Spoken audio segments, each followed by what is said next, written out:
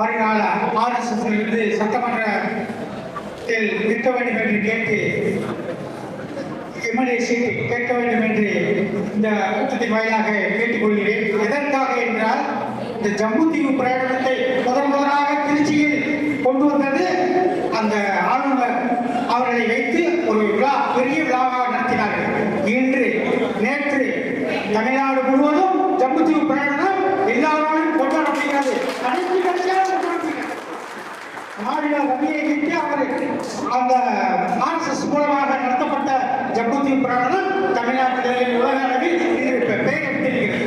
அதற்காக இவர்கள் சட்டமன்ற உறுப்பினராகி மந்திரியாகி அந்த சட்டமன்றத்தை சீட்டு கேட்டு வாங்கி RSS மூலமாக கேட்டு பிஜேபியில் சீட்டு கொண்டு வந்து மருது பாண்டியர்களை இந்தியாவின் முதல் சுதந்திர போராட்ட வீரராக அறிவிக்க வேண்டும் என்று RSS மூலமாக சொல்ல வேண்டும் என்று கோரிக்கொள்கிறேன்.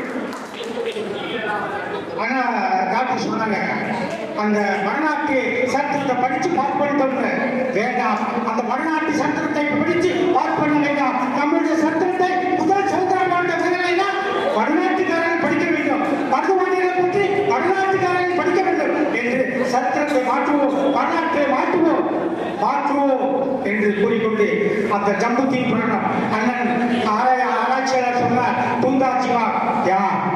கர்நாடகத்தினுடைய மருதுபாண்டியர்கள் ஒரு பெரிய அரசர். திப்பு சுல்தான் யார்? மைசூரின் அரசர். கோலாநாயக்கர் யார்? திண்டுக்கல்லினுடைய அரசர். சின்ன கோயம்புத்தூரில் இருக்கும் அரசர்கள். அந்த கோயம்புத்தூரில் இருக்கும் அரசனுடைய மெய்காப்பாளர் ஒருத்தர் கர்த்தியாசேன் என்பவர் நெப்போலியன் கூட தூதனுப்பினார் மருதுபாண்டியர். அந்த கர்த்தியாசேனை இவருடைய இந்த சிவகங்கையினுடைய பகுதியில் ஆட்சி செய்து கொண்டிருந்தவர் நெப்போலியன் பிரெஞ்சுக்காரனுடைய தூதனுப்பி அவளுக்கு அவர்களுடைய பீரங்கி துப்பாக்கி கிடைச்சது என்றால் இந்த ஆங்கிலேயர்கள் விரட்டி விடுவார் என்று கர்த்தியாசேன் என்பவரை சின்ன அவரை அனுப்புகிறார். அவர் இறந்து விட்டார், இடையில் இறந்து விட்டார். அவருக்கு அந்த ஸ்ரீரங்கப்பட்டணத்தை திப்பு சுல்தான் அருகில் கர்த்தியாசேனுடைய சமாதி இருக்கிறது, இன்னும் இருக்கிறது. கர்த்தியாசேனுடைய சமாதி திப்பு சுல்தானுடைய சமாதிக்கு அருகில் இருக்கிறது. அப்படிப்பட்ட மருதுபாண்டியர் சும்மா கிடையாது. இந்த மதுரை வரை அவருடைய எல்கை. ஆனால் அந்த நாட்களுடைய எல்கை எங்கே? கூடலூர் வரை இருக்கிறது. கூடலூரை தாண்டி நாட்களுடைய எல்கை.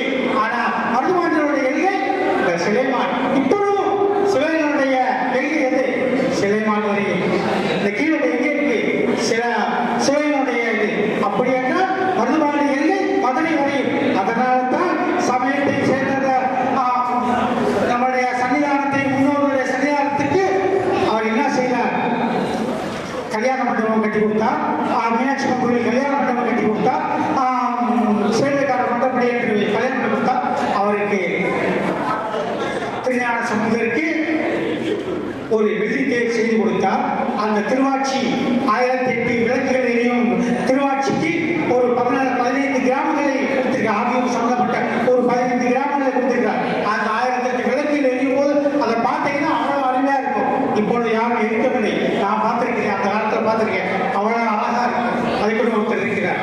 அப்படி முஸ்லீம்களுக்கு இவங்க முஸ்லீம்கள் தொழில்கிட்டு இருக்காங்க. மருதுபாண்டியர் வரும்போது ஐயர் சொல்லியிருக்காங்க, இவங்க தொழில்கிட்டு இருக்காங்க, இந்துக்கள் கோயிலில் தொழில்கிட்டு இருக்காங்க.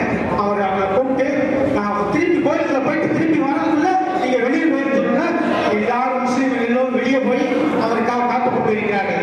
அவர்களை சும்மா விடவில்லை. நம்மளுடைய சப்பாடி கோவில் பக்கத்துல மீனானூரின் பள்ளிவாசல் ஒன்று இருக்கும்.